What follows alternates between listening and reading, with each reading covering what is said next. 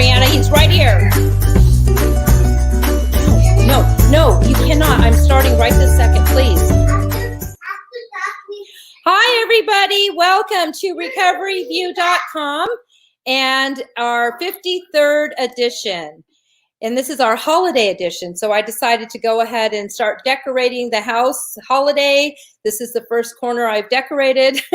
So this year has been an incredible year for us all. And I'm just excited to start the holidays. I don't know about you guys. So I decided to really go with it. And our next edition, our 54th edition, will be in January to celebrate our new year. We're going to focus a lot on 2021 and shaking off 2020. But right now, we are just starting our holiday season. So Merry Christmas, Happy Hanukkah. All of the holy days are here, so we're very excited about that.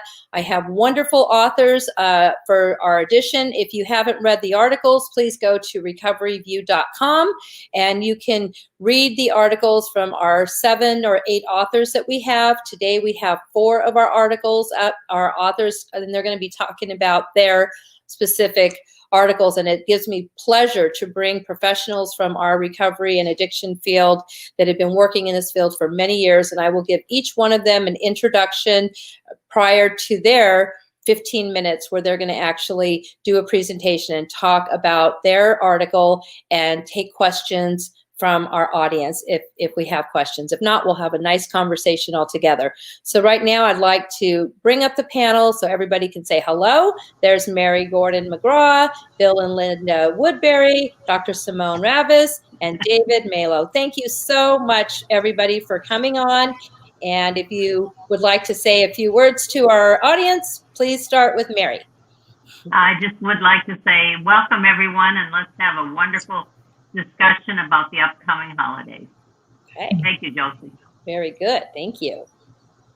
And we're just really glad to be here this evening, and to be part of your holiday show is even better because we love them as much as you do, Josie. So grateful to be in partnership with you all these years. And I'm always excited because my belly button birthday is on Christmas Day. So this is a great time of year for me. I am ready to celebrate.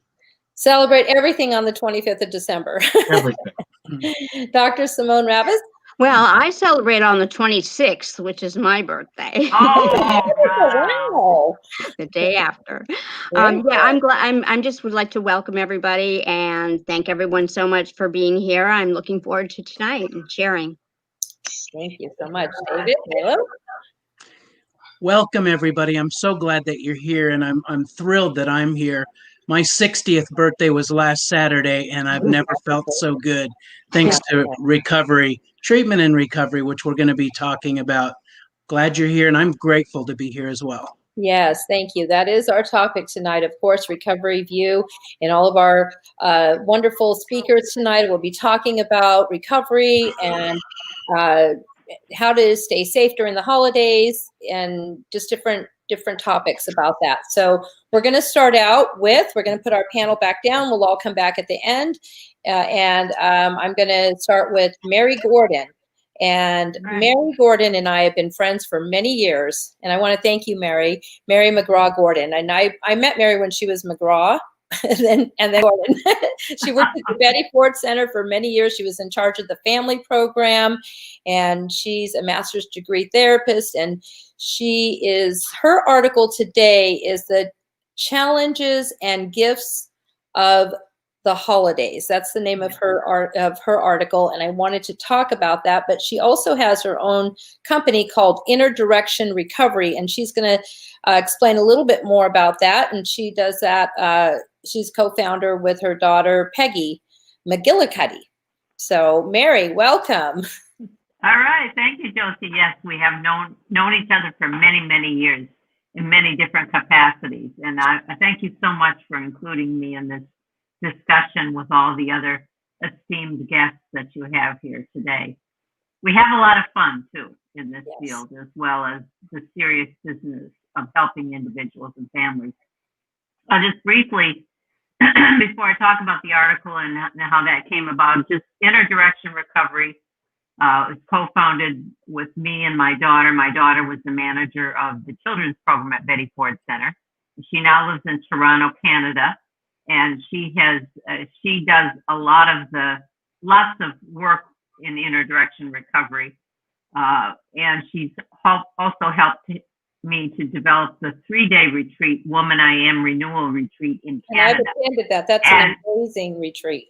And actually, your addiction therapeutic services, addiction advanced services, I think is what you call it now, is where the first Woman I Am Renewal Day was presented.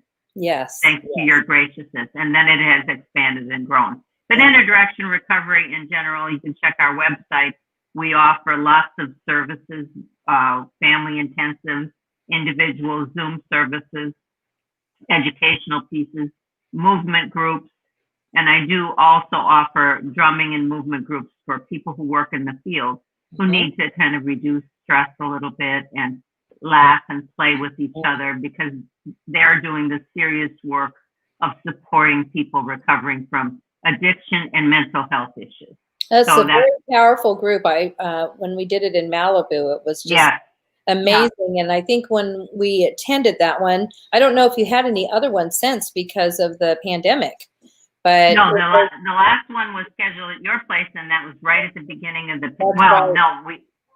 It was supposed to be in the spring of this past year, and the pandemic started in March, so we had to cancel that one. Yes. So again, we'll be up and running at another time. But I want to thank you for that beautiful healing and intuitive groups that you do with us women. Yeah. Thank you so much. Yeah.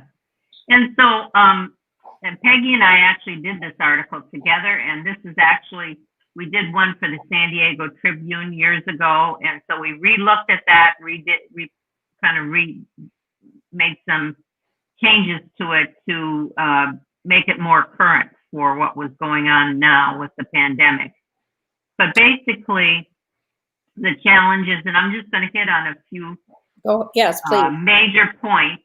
And then, if there's any questions, I think that's what you also said, if people have questions about it. But our approach with families, and this is similar to what I did when I worked at Betty Ford, but it also is a culmination of work I've done over the past 3 decades in working with families, because we're always learning as you are in your work. We're always learning and changing. And I always want to keep an open mind about approaches with families. But oftentimes what happens at the holidays is the expectations go off the charts.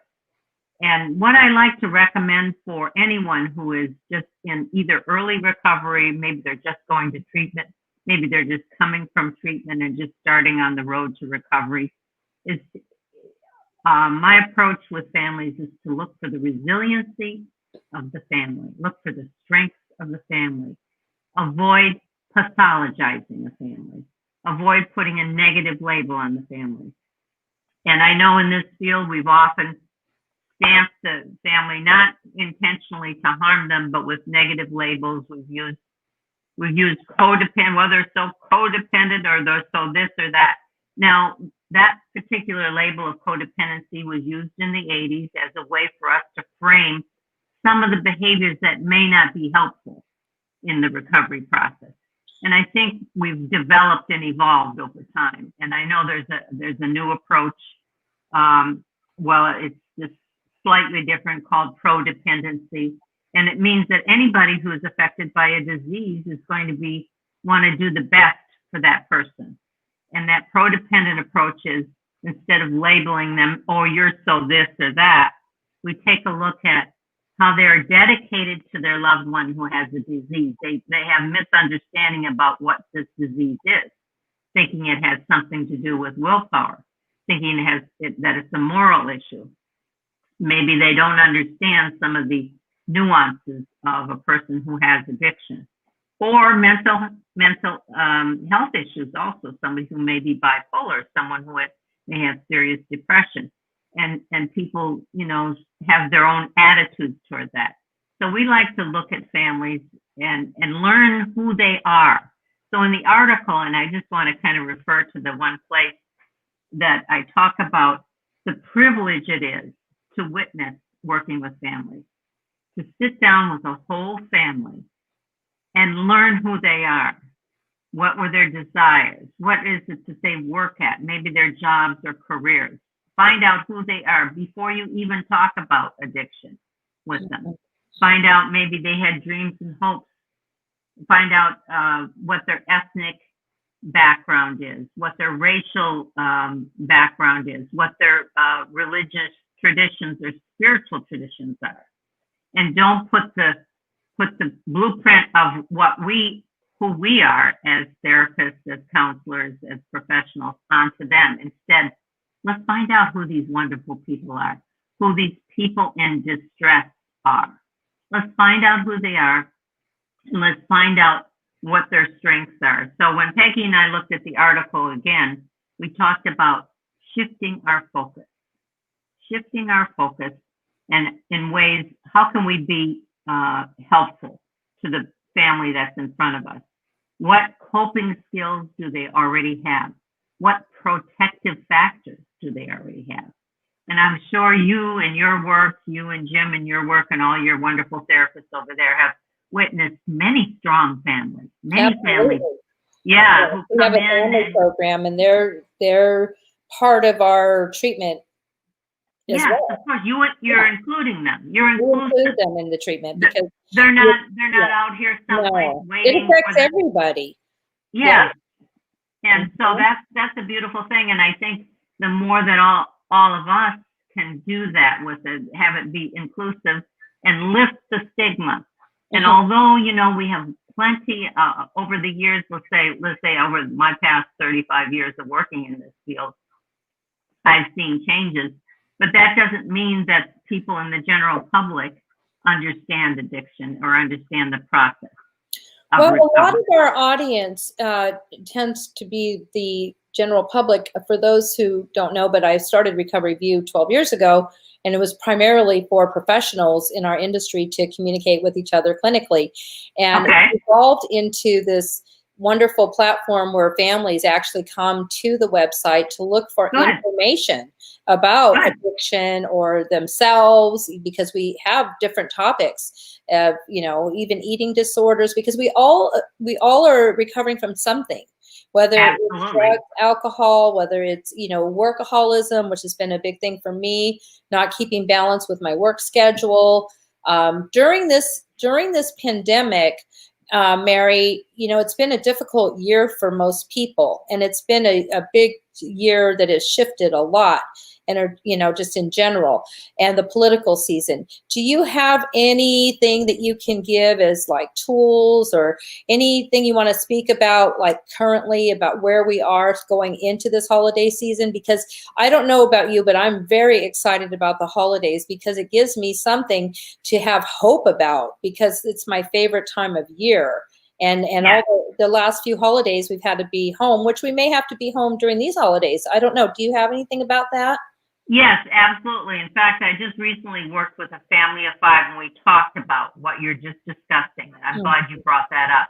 Yeah. First of all, depending on what stage a family is in their own recovery, and I just want to quickly kind of highlight Dr. Stephanie Brown's stages of family recovery. Mm-hmm.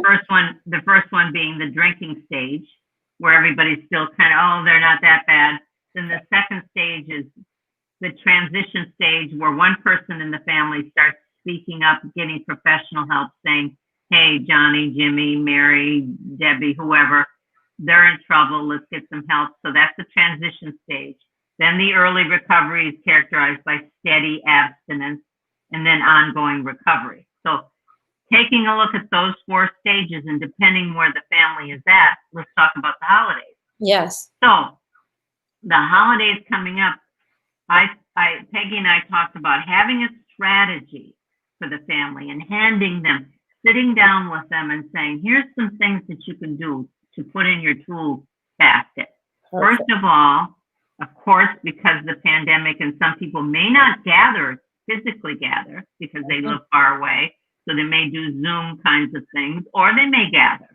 But we always hear, and I know in my own personal recovery and my family recovery, gratitude was the #1 practice, gratitude. And so if they can discover a way that they can practice gratitude together. And that could be a simple thing where they sit together and talk about what they're thankful for that particular holiday. And we want to be all inclusive with the holidays. Again, you mentioned the different other holidays besides Christmas, Hanukkah, Kwanzaa, all the different ones. But practicing gratitude is a really important, high on the list skill development tool. So we would always encourage families to do that. And then also identifying clear boundaries before you go into the family gathering. Okay, we're going to focus on gratitude. We're going to have a plan before we meet at Josie's house, Mary's house, whoever's house you're going to, if you're physically going to the house. Right. So the boundaries could be simply, okay, the limit could be if someone is still drinking, for example, in that household, perhaps, and I just talked to a family about this recently. Okay, maybe you need to have during Christmas, during Thanksgiving, we're going to have a non-alcoholic holiday.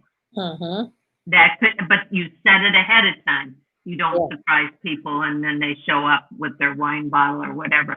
And you let people know ahead of time, we decided we're going to have a sober holiday this time to make it a little more comfortable.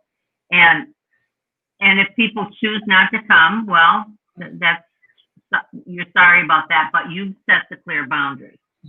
And then people know, and especially if somebody's just coming out of treatment or early recovery, that's a safety factor for them to have that time. And then planning your together time, planning something again, a lot of families have traditional things they do anyway. So I would stay with whatever do you play board games? You do goofy things? You dress in the craziest Christmas sweater ever? Those on my shows. That's right. Or hats, or whatever it is you do. Whatever it is you do. Or some people have very quiet, very small gatherings. And some people who like to hike and do those kinds of things, they decide that okay, we're going to go on a hike and that's all we're going to do, or we're going to have takeout. But having a plan is very, very critical to having a safe and sober holiday season. And then also including this is another tool, including everyone in the planning. I just lost my ear. Including everyone in the planning makes it, because you can get kids with really good ideas. Oh, sure. Little kids have fantastic ideas. Especially during the holidays. They have wonderful ideas. My grandson he's so much fun. I mean, he wanted to be part of the show tonight. I just said, then I'd be so distracted, but not tonight, maybe another night. No, our granddaughter does too. We need to honor the different members of the family and where they come from. And then you also have to, I can remember when Peggy worked in the children's program, they had particular rules, very simple rules, no put down, include everybody. Because some families, part of their, the old way that they did things was using sarcasm and negative put downs and labeling and bringing up past negative behavior of another member of the family. Or we call that, Jim and I call that Festivus from Seinfeld. It's like Festivus for the holidays. Festivus. We don't want that this year. Although he said it's almost time for Festivus. I'm like, oh, great. I know it. So it's really, really important to decide ahead of time. We're not going to do that. And I wish I knew the name of this game. I have it sitting out there. But it's about having simple conversations. It's a non-competitive game. I also have 2 books of non-competitive games for groups and families. I love that.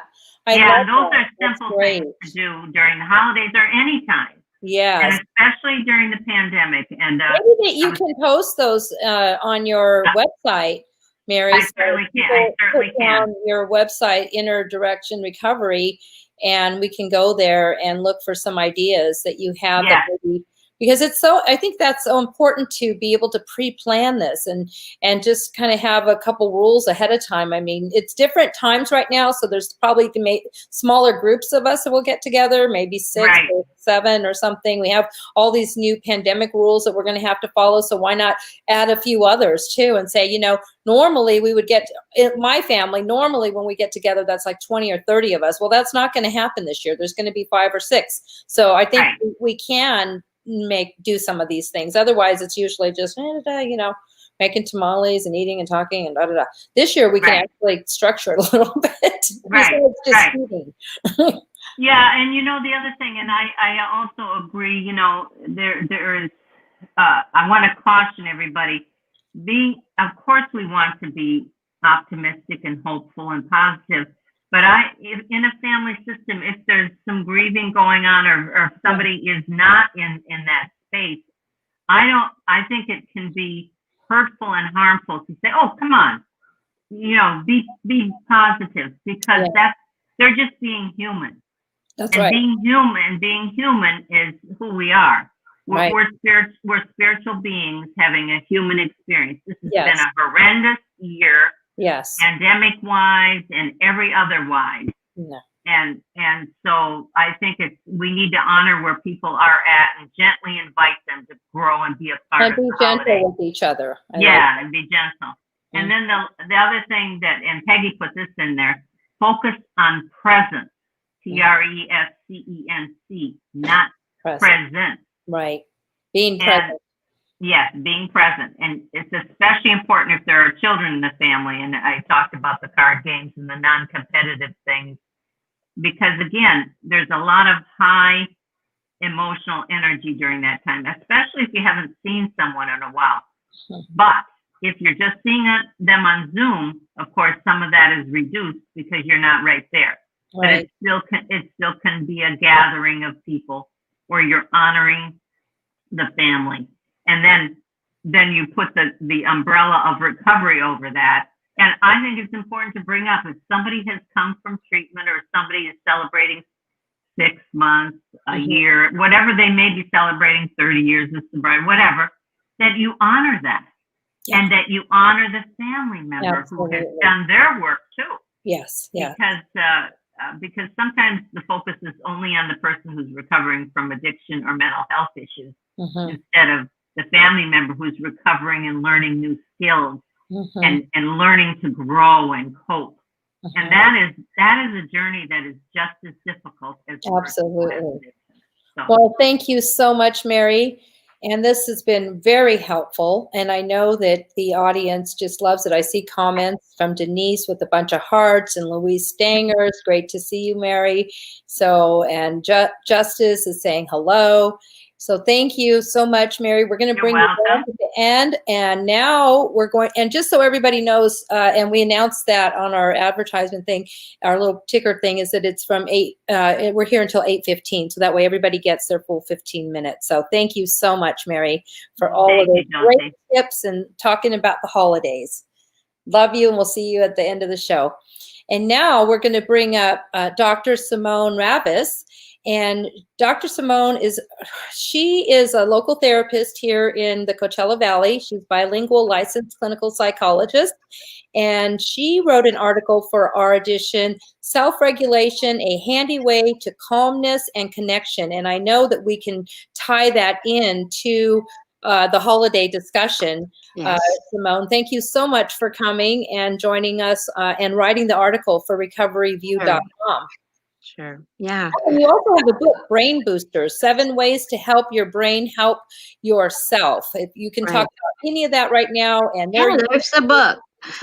Actually, yeah, that book, it's based on a lot of the recent cutting edge neuroscience discoveries about how our brain works and neuroplasticity, how we can change the structure and the functioning of our brain and all of these empowering things. And that kind of leads me into this article that I decided to write because, yes, the times now are very, very difficult and challenging and stressful in so many ways. But there are a lot of things that we can do by ourselves in our own bodies that we can do to kind of self-regulate and bring some of that stress and anxiety and depression, to bring all that down and to make ourselves feel better in our bodies, physically as well as mentally and emotionally. Yes. So please share all your tips and your wonderful wisdom and knowledge with us. Thank you. Sure. So, do you want me to run through the exercise? Yeah, kind of talk. Yes.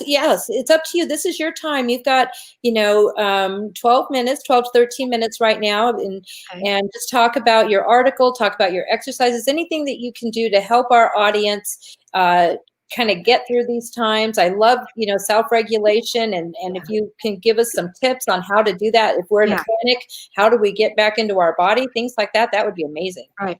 Well, I think I'll run through this exercise. We won't do it for the usual amount of time that it takes. We'll do it just a little more quickly.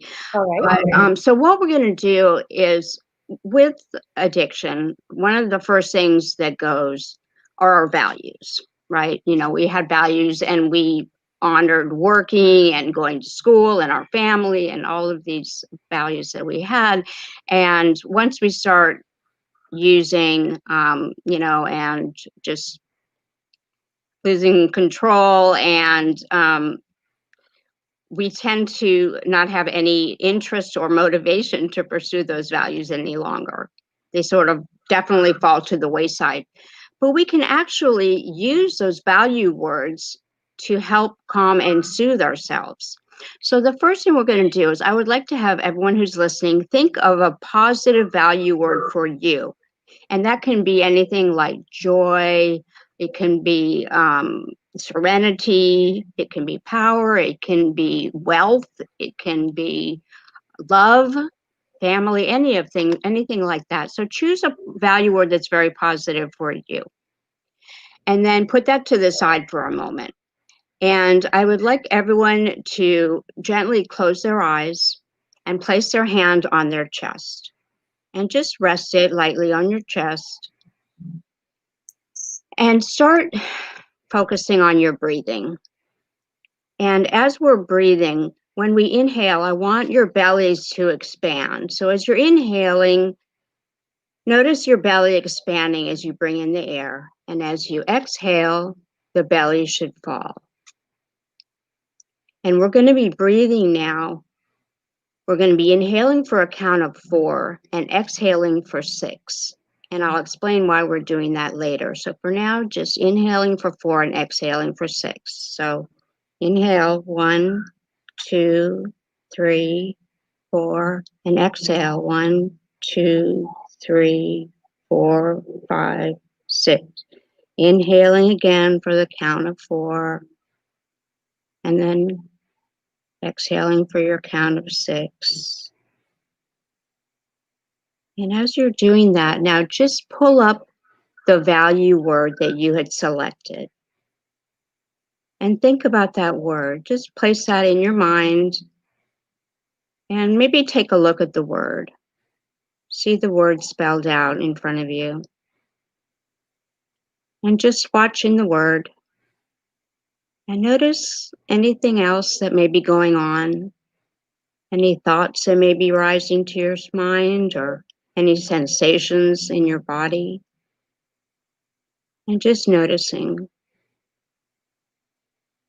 what's coming up. And just allowing it to be there. We don't want to be struggling with anything or trying to shove it back down or press it or get rid of it. Just let it be there. And again, just noticing what's happening. If somebody had been very stressed or anxious before, they may notice some physical changes in their body. But just let whatever happens happen.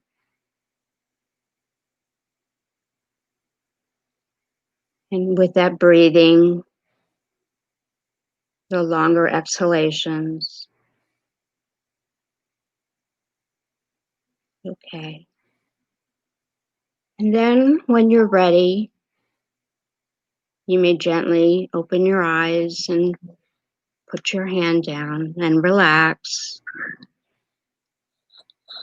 Just now notice in your body how it feels compared to how it felt before, physically, if there's any emotions, any emotional shifts or changes in your thinking, perception, attitude. Right. I feel How was that for you, Josie? that was beautiful. I feel very much at peace. Thank you. Yeah. Good. I was a little nervous about the show. I always do. And now all that went away. I'm just like, oh, Good. thank you. Yeah. And see, that's the message I want to convey, is that as human beings, we have all of these self-healing capabilities.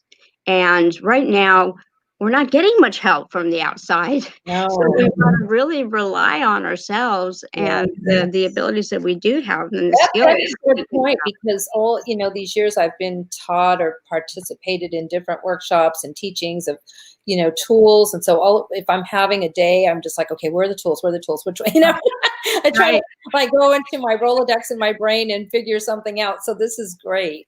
Yeah, this is there for you. And I love the reasons that it works. So for example, when you're exhaling for longer than you're inhaling, you're stimulating the parasympathetic nervous system, which is the opposite of the fight or flight, the sympathetic nervous system. So you're triggering the relaxation response by exhaling for longer.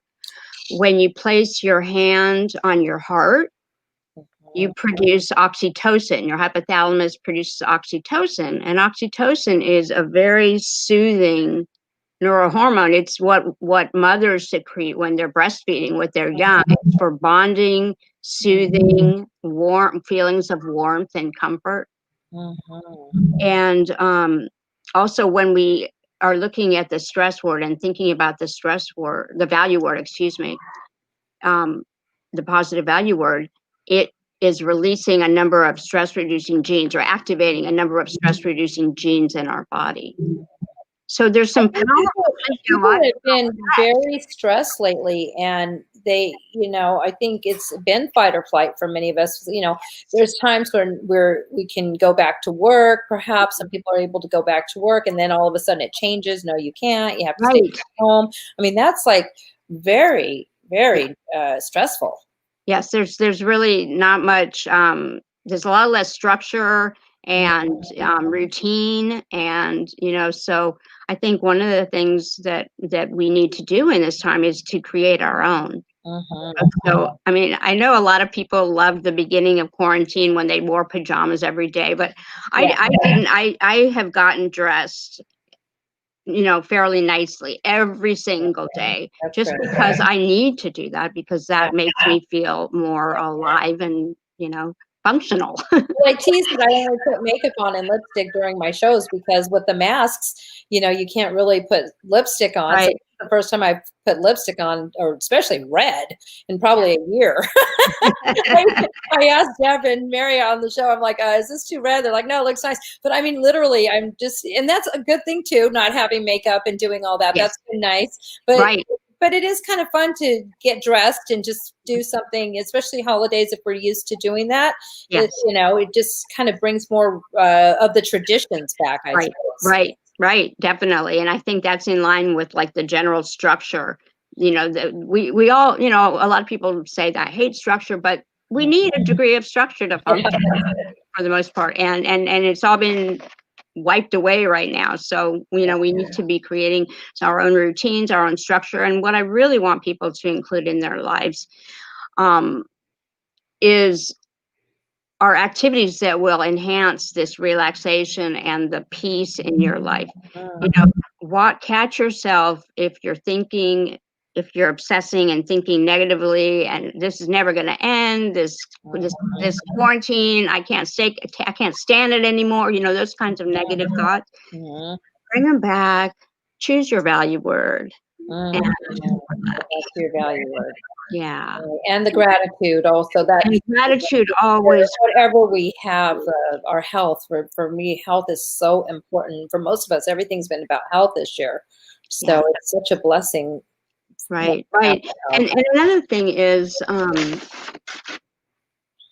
I think a lot of people right now are kind of unhappy. Yeah. And, you know, it's the same message I want to send about that, is that we really internally, we generate our own happiness.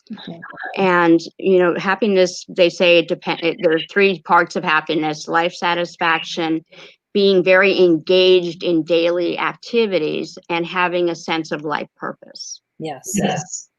And so I think those 3 things, if we can focus on those, trying to get some satisfaction out of, you know, the lives that we have right now as we're leading them, and very importantly, staying engaged in activities. Some people aren't able to work now, you know, take an online course, you know, do something, keep yourself busy. There's a lot of online things that people do. If they can't work. I know I was talking to my son about that, because he gets, you know, depressed. There's nothing he can do right now. And so he's going to take some courses, you know, so he's going to, you know, take some courses, and that kind of gives him, you know, something to look forward to. Otherwise, it gives him a purpose too. So it satisfies the third requirement. Yeah, and especially when you're in recovery, to be bored without a purpose. Right, and boredom was something, that's funny that you mentioned that. Yeah. Because that's such a huge trigger. I mean, so many, you know, clients have told me that boredom is their biggest trigger to relapse.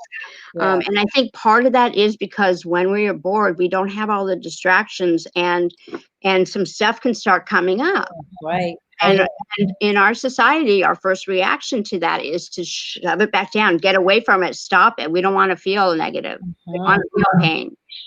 I liked what Mary was saying about planning things ahead of time, and maybe planning some sober events, because it seems like during this pandemic, even if they didn't have a problem before, didn't think they did, a lot of people I know we see in our IOP at ATS, we see more alcoholics now that maybe didn't ever admit they had a problem in the past, but they've been drinking a lot more during this pandemic. So it kicked their alcoholism up quite a few notches because they're home all day, and they just start. You know, I was talking to somebody on the chamber, and she was saying they interviewed us for one of the chamber, and she said that some people in her chamber meetings, you know, through the cities, talk about how because here I was going to say, you know, I've got my chai tea now for the holidays, but they literally have like in their coffee cups their wine all day. No, I know. I go to chamber meetings. I go to chamber meetings, and it's true. Yeah. So, you know, so now they're doing their mixers online, and apparently they're drinking, you know, their wine during their coffee, you know, but she said that these are morning meetings. So it was, you know, but it is good to just like be conscious of that and be aware and say, you know what, let's do something healthy. And even with our food and everything, you know, because this is the time of year where I tend to eat more. And I mean, I've already gained those COVID pounds, and to think about gaining holiday pounds now to add to it. Well, I was thinking, Josie, that the other message I want to send here is that I really want people to focus on self-compassion. We really need that right now. That's right. We do. Huge. And, you know, for all the people that don't want to be self-compassionate because they think they're not going to be productive and they won't work as hard because they'll feel lazy and like pampering themselves. That's not usually what happens. Actually, they've done studies, and the self-compassionate groups they work harder, they try harder if they make a mistake, and their performance was better than the self-esteem group where they were comparing to. So self-compassion is really important right now. Yeah, and also to just be gentle with ourselves, nurture ourselves. That's a very good message for everybody right now, is that if we don't take care of ourselves and put that oxygen on ourselves first and pray for ourselves and have that self-compassion, then we're not going to be available for others. And I know I'm guilty of that quite a bit. So thank you so much. This was a beautiful message, and we're going to bring you back at the end, and it's just wonderful to have you on the show, and I look forward to having you more often on my shows.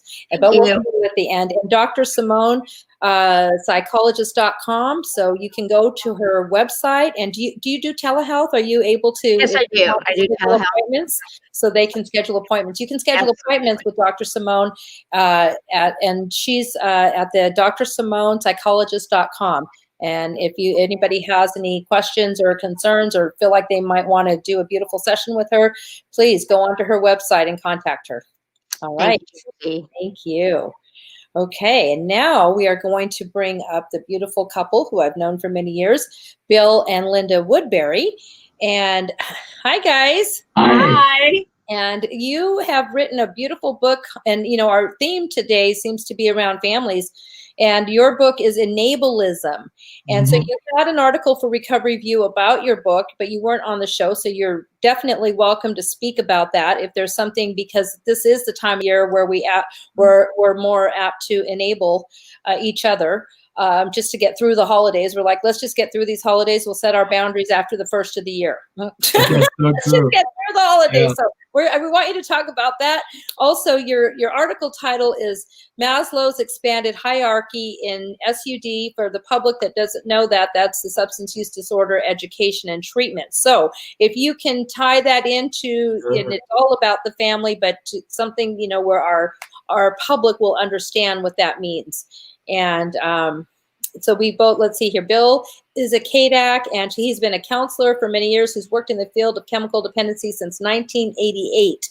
I started in 87, so that'll just tell you how old we are. We've known each other for many years, and he's been executive directors at program directors. He's an interventionist, and his beautiful wife, Linda, works in, a variety of for-profit and faith-based settings since 1995.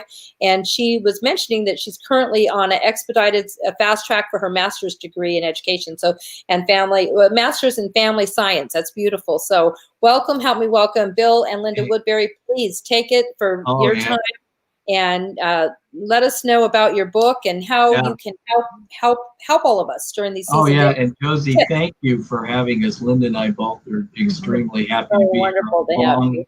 Yeah, our long friendship over the years has just been such an important thing to us. For me as well. It's great to have family sense in this field, isn't it? Yes. Yeah, the book, the Enable-ism book, we took the name, Mary kind of said it, because we got a little tired of the codependent pushback, and it's a hard word to define. So, and a lot of stigma and blame and shame that was associated with it. Yeah, very much so. So, through a series of working with families, I realized they have an ism similar to alcoholism. They get overly attached to suffering and to the pain of the whole process of addiction. And in addition to recovering the alcoholic or drug addict, we also have to recover the family from their ism. Right. So it seemed to fit better. And when the title of the book came out, Bridging the Gap Between the Family and the Person Dealing with Substance Abuse Issues, we thought that made sense too, because the family needs to get into healing, which is kind of what the article was a follow-up to it, that looking at how we can invite families to get into a healthy gap.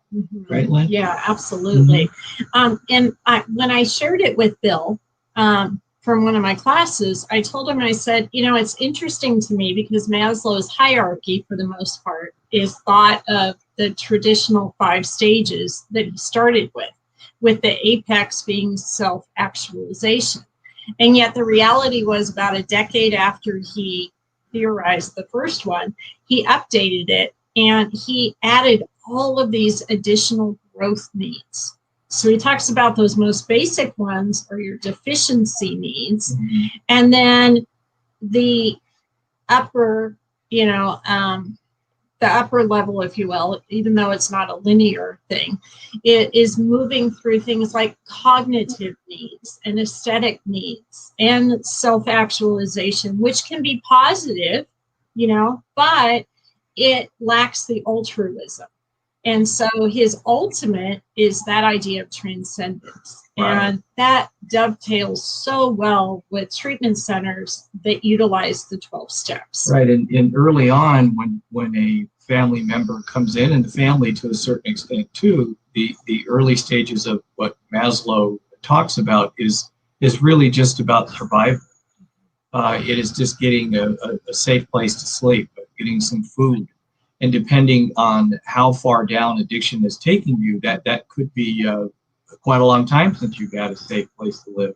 Many more people are homeless now that can't find the help available. So, well, I think many people may not be homeless, but their life. I think what I'm finding that I'm hearing a lot about is that their lifestyles are changing economically. So maybe families are living together more if they can't, because maybe they can't afford to all. So maybe several people are living together to make ends meet, to help each other out. But definitely, you've got those multiple generations now, which many of us are not used to that kind of, right.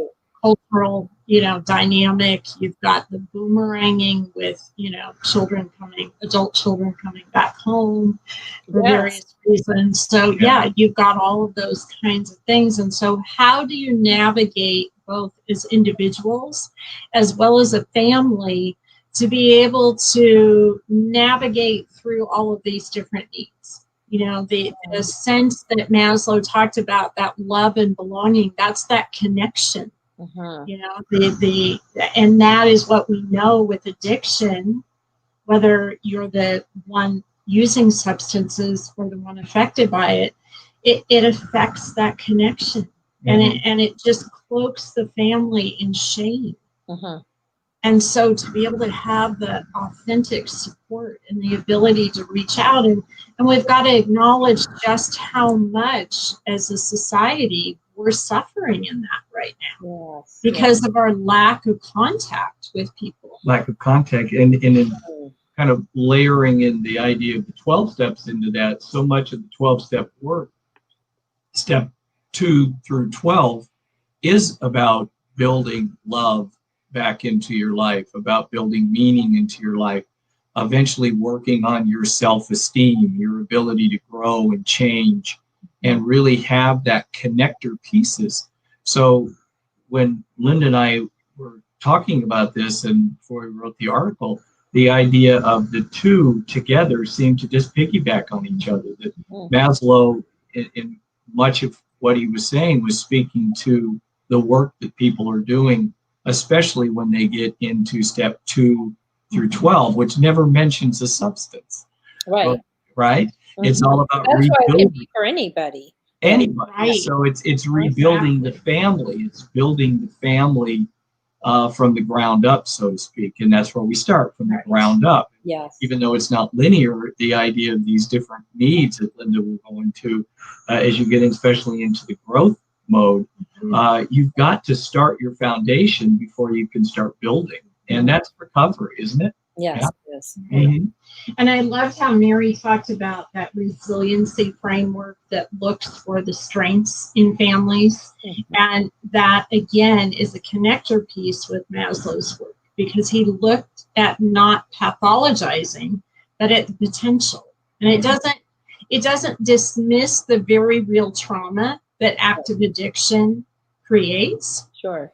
But by the same token, it says, where can we rise up from the ashes? Where can we find the beauty? Where can we find the strength? And so it's so important to be able to move out of what Maslow called a self-centered survival mode to a problem-centered thriving mode. So, solutions. Yeah, and you become more invested in the growing out of the survival into more of a thriving atmosphere.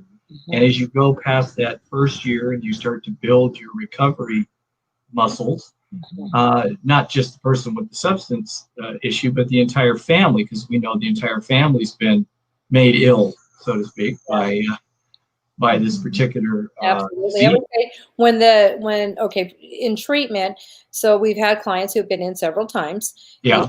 And so their families have gone through the program several times for the family program, and they're feeling like, oh, well, we don't need to do it again. And we're like, basically when the client relapses or the family member relapses, the entire family relapses. So everybody's got to go back to step one or start over again, because then the enablers, we just get back into our roles immediately. Oh, yeah. Yeah. Josie, one of the most, back to the beginning, right? Yeah, one of the most popular parts of the book is the mattress theory. That what the family members do is they go out and they buy a mattress and they put it on their back and they go around throwing it down for their loved one dealing with the chemical dependency or any type of addictions or life stresses. And they become so good at throwing this mattress down and rescuing and rescuing and rescuing. And then they come in and they get a little bit of therapy, and then they go back home, and instead of dropping the mattress, oftentimes they buy a second mattress, and we see them again and they've got a box spring and a mattress on their back. And they're walking around rescuing, spending thousands and thousands of dollars and time and energy away from the solution. So and this more than the money, it's the energy that just the survival energy that they put in, where they're just so caught up in surviving. I don't think that of course, that they're doing anything wrong, because they feel like it's coming from love, but it's hard to say that it's not helping. And how do you say that gently to family members? Well, it's tough. Exactly. We ran into that in writing the book. We talk about the difference between care and control. And trying to take the shame and the guilt out of it and just have them look at a reality-based understanding and move out of the shame-based and into embracing reality, knowing that that's how we thrive. That's how we grow, and we can move up into self-actualization and start to grow as a family, and as individuals as well as collective. Exactly. Right. Exactly. Yeah. And one of the things that I really appreciate with recovery, the spirituality of imperfection, right? That none of us are going to do this perfectly. We're not expected to do it perfectly. Yeah. And so, thank God is right. And so, God, it's really right. And so it is the sort of thing that idea of self-actualization can give the appearance that we reach some magical place of perfection by doing all the right things and by being good enough. And and both the family member and the addicted loved one can run into that, and so there's just such freedom in being able to say we're 2, 3, 4, 5 broken people. Yeah.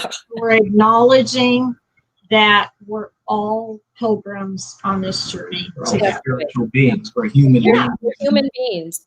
And when we can give each other a break with that and just say, we love each other regardless, and not feel the need to try not to hurt each other's feelings. Exactly. And Maslow talks about moving into a transcendence idea, and recovery talks about a spiritual awakening. There's connector pieces there, because if you stop just at your self-actualization in recovery, we might consider that to be missing the 12th step. You're not carrying the message out. So it was so cool the way Maslow added that into his hierarchy of needs and says, if I just stop at self-actualization, the person could wake up one morning and say, is that all there is? I got me? Okay. And they want to move past that. So the spiritual awakening, the transcendence, moving your humanness into a spiritual connection, whatever that may be, is so necessary for humans. Now, thank goodness people that deal in a 12-step lifestyle, that 12th step is put into your brain pretty quickly. You carry the message to the alcoholic who still suffers. But we could take that through Maslow's understanding and widen that out to the world. We'd have a whole different world. Right? Because everybody would not just, I got mine. It'd be like, let me help you get yours. Yeah. And then we'll have more together. That's right. And that's basically right now where I feel like we are transcending into that. And so, I hope. I mean, and that's yeah. the goal of stripping down all the external Mhm. and getting to what really counts. Mhm. And what really counts is what we're doing tonight, connecting with humans, doing it any way possible. That's right. Yeah, any way possible. That's true, because I mean, we haven't seen each other in quite some time, and it's wonderful to see you and everybody on the panel. I'm just excited to be talking to you guys and have you share with our audience. Yeah, whenever we do a Zoom like this, I almost feel like I'm going to start crying because I miss people so much. Yeah. And I'm such a hands-on relational person that, so my word that what was your Dr. word? Simone was connection. Connection. Yeah. That's right. See? Yeah. So this we just saw. When you read the article, you'll be able to get a lot more of what we saw as we put this together. But it just makes so much sense to make sure that our folks that we're working with, especially during the holidays, are realizing that we're all in this together. Yeah. That we have the basic needs met. If you know somebody that doesn't have the basic needs met, make sure they do.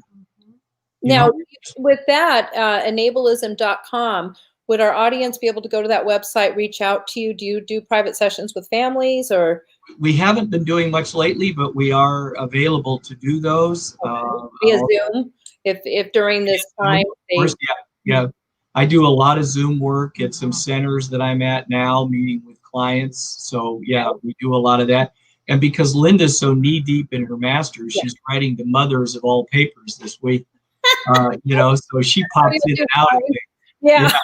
Yeah. Well, we'll pray for you, and it'll be effortless for you. Hey, look, it's the book.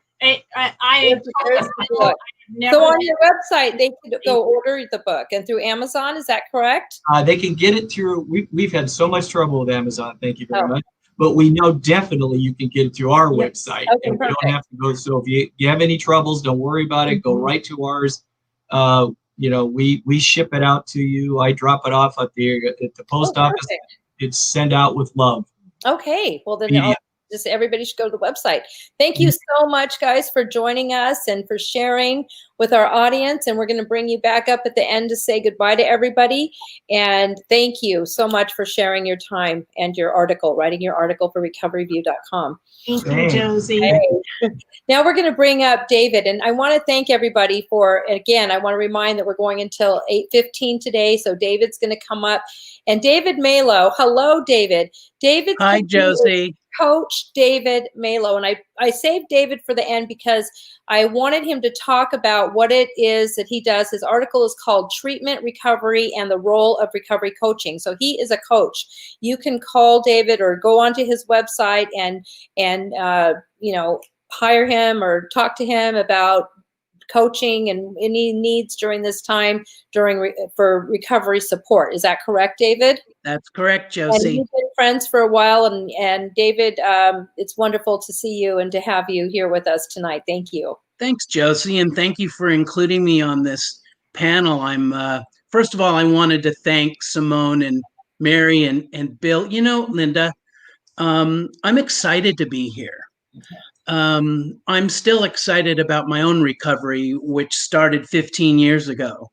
And so people that provide treatment services like you all do, it's an honor to get to be around you, because if it wasn't for you all, I wouldn't be here. And I still have such a strong passion for the recovery piece of treatment that I like to think that it's contagious. There are so many people out there that are suffering. There are a lot of people who come into treatment. And so I wrote this article about treatment and recovery and also the role of the coach. And I'll just talk about it for a little bit. And I also want to say, and a shout out and love to your wife, Joey, because I know she's there with you. Yeah. Thank you so much. She and I just yesterday celebrated 6 years of launching this this business. And one of the first people that we came to was you, Josie. Yes, I remember that. Because we trust you so much, and also because Jim, I love to share this. Jim did my physical 15 years ago at the Betty Ford Center when I was a patient there, and really connected with him. He's just an amazing human being, and I absolutely love him. I told him you were on the show. Yes. Thank you. So when I came to you, one of the things that you said was you really understood what we were wanting to accomplish. And you said to me, I'll never forget, you said, David, one of the most heartbreaking and toughest things about what we do in our business of treatment is at the end of all the hard work that's done, we give an aftercare plan. And often I go out to the parking lot. I don't know if you remember this. I go out to the parking lot and I find the aftercare plans wadded in a ball on the ground. Yeah. So I completely understand why somebody like yourself would want to help people get over that bridge and into recovery. Or how they relapse once they're done. They're just, we would, the same parking lot, I overheard a conversation between two of them. They had just graduated. Okay, let's go down and get our margaritas. And I was just like, wow. I mean, it's just that quick, so the coaching is the bridge that really helps. And that's what I was referring to. So definitely. Yeah. Well, there's just so many, I won't get off on this tangent. Right. There's so many different types of curriculum and tools and wonderful treatment out there. It's amazing. The disease is very powerful, though. Sometimes people aren't ready. Sometimes complacency, fear, just to name two things. Yes. It's often said that this is a disease that tells people they don't really have one. Maybe it wasn't that bad. And if anybody's ever seen that puzzle Jenga that's made out of wooden slats, yes, it seems to me that a lot of times people start to play Jenga with their recovery. Maybe I don't need to do that. I don't need to call my therapist, or maybe I don't need to go to those meetings. And then eventually, of course, the whole Jenga puzzle falls.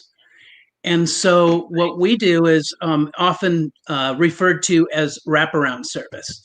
And I recognized, because we had sober living transitional homes, Joey and I did, my wife and I, and recognized also in doing a lot of volunteer work in treatment centers that the relapse rate was incredibly high after wonderful work was done. And so our whole idea was let's do coaching and mentoring along with monitoring services, which is basically drug testing. Right. And that allows someone to help learn to be accountable not only to their families, which we talked a lot about, but it helps them to be accountable to themselves, sort of retraining those neural pathways into understanding, I don't do that anymore, while bolstering their recovery. And David, during these times of the pandemic, have you noticed that you've been more busy, or people are calling because they don't have meetings to go to, and maybe you're helping to coach them? What would you say to our audience about, a lot of people that have had long-term recovery are struggling, even short-term recovery, because they don't feel comfortable going to the meetings and they've just been doing Zoom meetings? How have you been able to help, as a coach and interventionist during that? I think thanks for asking that question. It's a good one, Josie. There's a couple of ways to answer it. And what I do is I get real with them very quickly, and understanding that this is a chronic and progressive disease. It's always there, and it never gets better. It always gets stronger. It's also fatal when left untreated. And so that has to be remembered. Yeah. It's horrible, but it's reality. It's reality. On the other side is a wonderful life, beyond your wildest dreams. This amazing life where you can thrive as an individual. And that's the other part of it. So the point being to remain hypervigilant, to double the efforts that you've made. You may not like Zoom. That's okay. Some people don't like castor oil, but they used to take it a long time ago because they felt like it made them well. Zoom anyway, and encourage people to become hypervigilant about being vulnerable and telling when they don't feel good. If you're sad, if you're angry, if you're hurting, we understand, and we will love you until you get through those times. But those are all important. Of course, exercise is important. Eating regularly is important. And helping others, Bill was talking about that earlier, and I love that because that's the key to life to me is if you're there for someone else, then you're going to have a better day. If you give instead of take, you're going to have a better day. And of course, the disease is all about selfishness and self-centeredness. So if you get out of yourself, if you're doing volunteer work, if you're there for other people, pick up the phone and check on others. The other thing that I tell those who are in longer term recovery that you mentioned is by remaining in fit, that's our job, remain in fit spiritual condition. Be that good person, stay strong if you can, and then you can be there for other people. Don't get pulled into it. Many of us are suffering health issues, financial issues. We're aware of that, but not to get sucked into that vortex if you're not. If you're healthy and manifest happiness, if you are paying your bills, if things are okay for you, you can be compassionate for others. And that's important. I pass that along to the people that I work with all the time, so that they understand this is the epitome of the kind of work we do. Yeah. Obviously, I'm a 12-step guide. There are other things that are out there for people, and I try to help them connect with it, meet them where they're at, so to speak. But more than anything else, to bolster those aftercare plans that you hand to someone, it's almost like, you could go to the gym and get a good workout.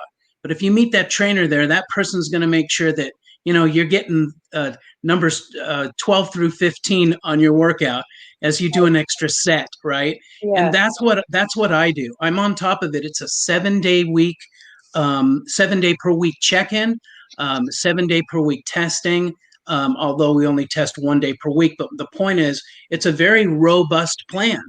And when we do that, the outcomes are amazing. Monitoring has shown that for a number of years. So once somebody has gone through that treatment process, understanding recovery, and what a recovery coach does is a really good step for them to take, particularly for people who have chronically relapsed, as you mentioned earlier, young adults, and licensed professional. I mean, it would be wonderful if everyone could do this, but that seems to be the populations who come to us. Yeah, definitely. So that's great. So you can help them through that process and coach them along.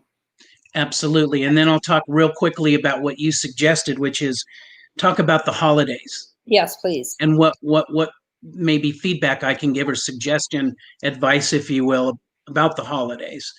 Not only to be hypervigilant, as I mentioned before, and be aware, but particular for the person who, well, for everybody, but for those that have substance use disorder, for those that are struggling with addiction, once you are in recovery and you go to your family to avoid relapse, you want to be aware and check in with yourself all the time and always have an exit plan. If you're not feeling good, pick up the phone and call someone. If you're able to be close to in any way, shape or form, whether it be in person, if that's your choice, or electronically, to connect with that person and say, you know what, I'm sad, I'm struggling, I'm hurting, I feel bad, and talk your way through it. Get your way to where you're feeling more peaceful. But sometimes an exit plan is specifically an exit, and that is leaving if you need to. Sometimes that's what we require. We can love people we don't always like. And sometimes taking care of yourself is going to be the most important step that you can take. Well, I think that was a big theme of our conversation tonight with our other guest, was taking care of ourselves first, because then we have, the oxygen on ourselves so we could give to others. And I love that Mary talked about having a plan for the holiday. And part of that plan now we can say is an exit plan if we have to. I think that's great. We can add that to the list because, for safety for ourselves. Because like in the beginning, we kind of ties back to what Jim was, saying, the holidays end up being festive as the airing of the grievances. I mean, right. That just seems to be sometimes what happens when you're with family that you haven't seen in a while. I mean, it may not happen the first, couple hours, but 4 or 5 hours into the the holiday, you never know. So it's good to have that safety plan, right? Right. Yeah. So basically, the article was about maybe helping people who are confused with knowing the difference between what treatment is in recovery. And then obviously, like I said, we have wraparound services, but the most important thing as well is when you can't get somebody into treatment, what we do may not be a fit in the coaching aspect, but I have those that I collaborate with to do treatment placement and also intervention. One of my, a shout out to one of my heroes, Dr. Louise Stanger, who ironically I met at a Recoveryview luncheon. Yeah. And we took a shine to each other, as well as being able to collaborate and work together to create something where we're able to assess what the family needs. And she does great family coaching as well as the intervention. And we also have recovery companions for men and women, which is a 24-hour service when that's necessary. So if somebody were to be in trouble, in crisis during this time, anytime, but in particular, we're talking about holidays, they can go onto your website, CoachDavidMalow.com, and reach out to you, and you can help them by either coaching, scheduling some sort of intervention, wraparound. When you talk about wraparound service, that means you're available to meet them where they are and help them figure out their solution. Is that right? That's correct. Mm-hmm. Very good. Well, that's a very important, the work that you do is important. And a lot of people don't realize that, because you're like the glue. You're the glue there in between when somebody needs, they're in crisis and they don't know what to do. They can reach out to you and you can help guide them to those answers. Correct. Yeah. So thank you so much for all the work that you do, and You're for welcome. sharing Thank you. with us, Thank you. being part of our show and part of Recoveryview family. And Dr. Louise Stanger is part of our Recoveryview family as well. Yes. Yeah.